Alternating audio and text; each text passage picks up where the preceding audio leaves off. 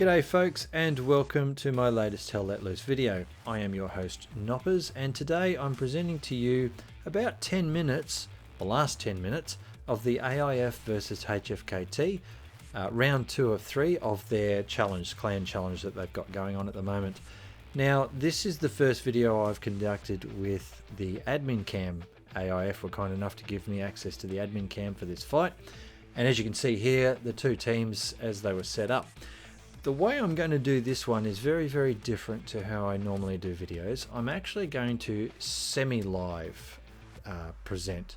So I've got no script. I'm just going to present this video and talk and narrate to what actually occurred during this game, and also talk a little bit about the admin camera, you know, how it actually works, what some of the functions are, and some of the great footage you can actually get, and I guess a different perspective of how a battle's played out. So here we are at the very start point. I'm on the HFKT side, so I started at the blue end, and we've got Ben Murray, I believe it is, on artillery.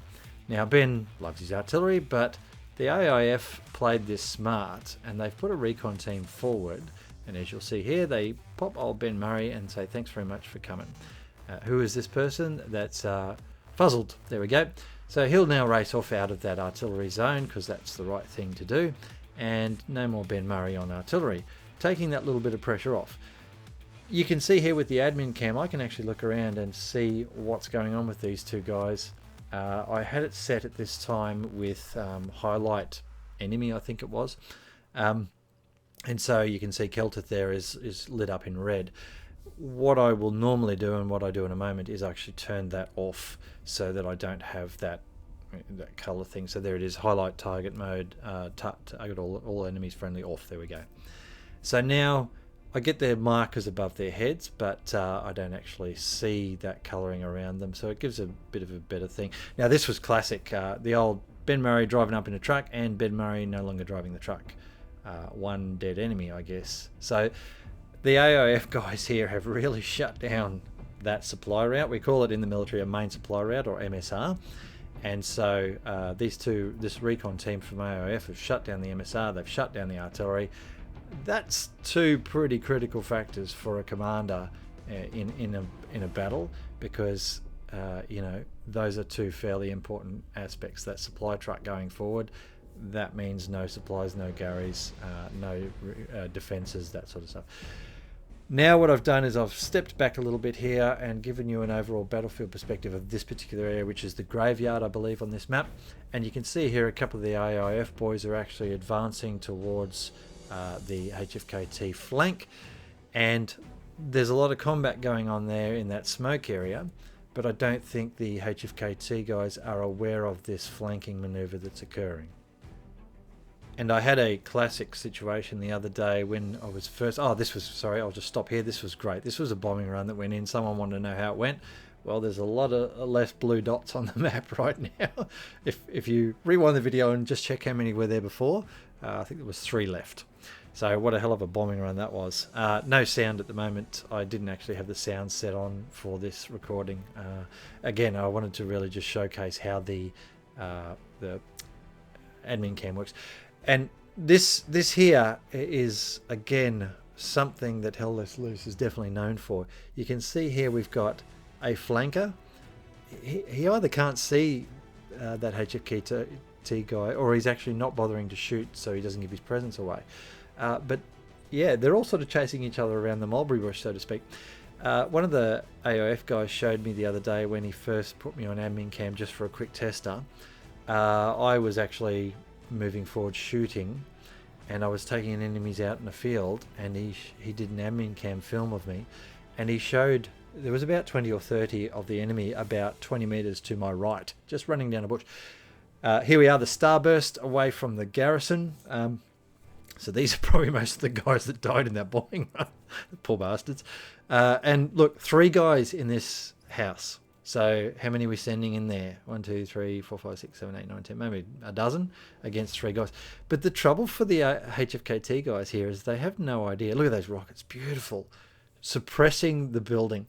But the HFKT guys have no idea how many enemy are here. So of course you'd have to send like 1, maybe 2 full squads to clear it out. And you can see there's bullets ricocheting against the building. Kelter got capped there. Fuzzled is going to have no piece of this. He's gone, yep, fuck this, I'm mine in the back. Especially with all those rockets landing on the front. He doesn't want to play. And you can see they're still advancing. It's actually a good advance, this. Nicely spread out, a little bit of suppressive fire coming in from the back. I would personally like to see a lot more suppressive fire. What we do in the military, in the real military, is we have 1 or 2 feet on the ground putting fire down range at whatever objective you're trying to push towards, while the remainder of your troops are actually advancing. If the enemy are getting shot at, they're not going to be shooting back because they're going to have their heads down, which gives your troops protection. Fuzzled's still in that building. No one wants to go in there and take that. That's a fair call, actually, to be honest. But we've got Rhodey here, and watch this. This is really good here. Rhodey's like, yeah, pop, pop, pop. I promise you, he's not using hacks. He's just a very, very good shot. And he just wiped out a whole flank there, was trying to come around and take him out. Well played, that man. And I guess, the ultimate result of this battle was the AIF won. And this is, an example of how they did it. This whole area here drew away a lot of HFKT resources to try and clear it out. And there were very good players there that were just wiping out anything they sent at them. So they're not clear out of that area. Now, let's move on to this next bit. Speaking of mulberry bushes, this is beautiful. You watch. So we've got 2 guys are going to flank either end there, and they know there's a guy there near that aircraft, but they're not sure where he is. Watch this bloke here, Andy. He's not seen him yet. Jacob, is hiding in the bushes, and 3, 2, 1. But there he is. Hello. But his mate's got shot up the other end. So now there's still people there looking at each other. They know they're both there, but here we go. Shot him. There's a grenade come in. So he backs out. He's like, oh, got to heal that. Little bit of a stalemate here, but here we go. An engineer coming in from the side. You've got the HFKTs coming down to try and clear him out. But again, this is a problem I see with many of the clans. A little bit linear there in the way they're attacking. So Loshin just got killed. The other guy got killed. People are not looking around. And now we have a lovely starburst of AIF coming in from a spawn, probably an airhead, I'm guessing, in those bushes there. The admin came out, doesn't actually tell you where you're on the map, because technically, according to this, I'm back at the artillery area, but I'm not. I'm floating around. But this was a beautiful flanking airhead that came in here. So we'll flip across to the other side now and just see these defenders that are going on. And another example here, I was so lucky to get some really good examples. Watch, I think it's Penguin Toaster's coming in there. Yep, there he is, Penguin Toaster. You watch him come in towards that tank. I think it's Snedgy at the tank there. And this is, again, how easy it is in this game to not know what's around you. So watch what happens here. Penguin's going to advance on that tank, and he's pushing towards the guys, all those guys in the trenches. One guy running across the field, he runs straight past the guy at the tank there. Ends up getting shot by the guys in the trenches, of course, but how close did he get to Snedgy there at the tank? Didn't see him. Didn't even look around. But sorry, Penguin, I wouldn't have been running across that open paddock against the gun line. Now across to a tank here. We've got a Panther getting shot at, and another little beautiful passage of play.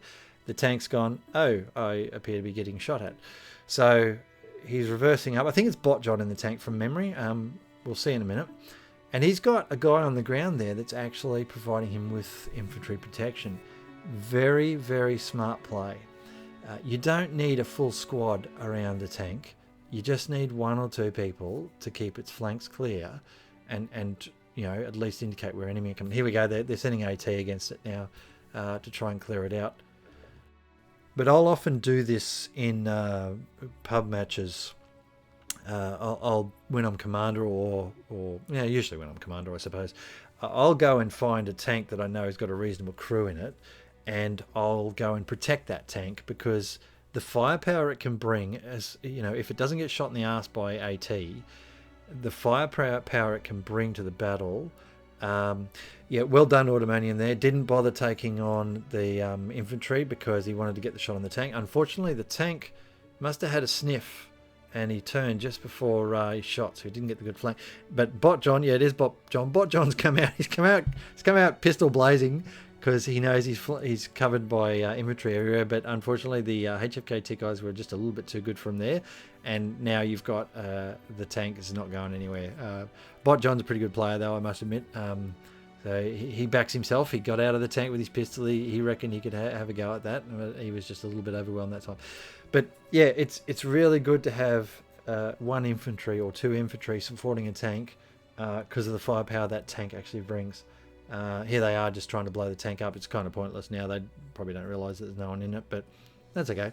And now we go back across to the graveyard, which is probably, been a big part of the battle, as it is many times in this particular map. A little bit of fence trading here. Sneaky, everyone listening for everybody else. And for those looking at the admin cam perspective and looking at how I do it, one of the things you need to do is you need to make sure that you stay fairly static for scenes like this one here. If I was, there you got shot by those guys down there. Machine gun, I think, there. So a bit of a sweep around, and now get in behind and have a bit of a perspective shot, see what these guys are looking at, see where they're actually aiming and so on.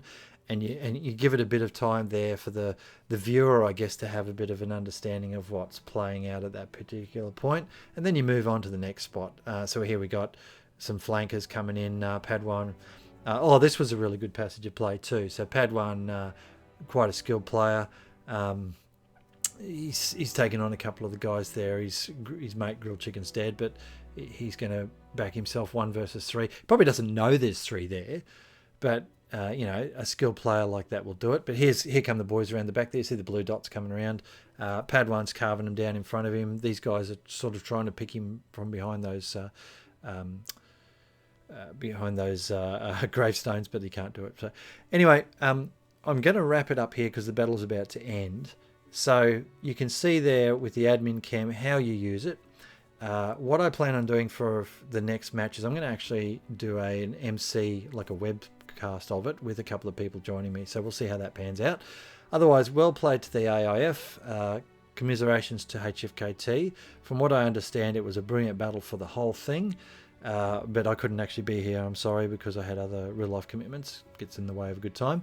But for the next battle, as I said, I plan on actually having a webcast, so to speak, probably not live, maybe delayed, and have a couple of AIF guys, a couple of HFKT guys there, and we'll actually do some battle analysis as the battle unfolds, and I think that'll be a lot of fun. Anyway, hope you enjoyed this one. Thanks for watching, and I'll talk soon.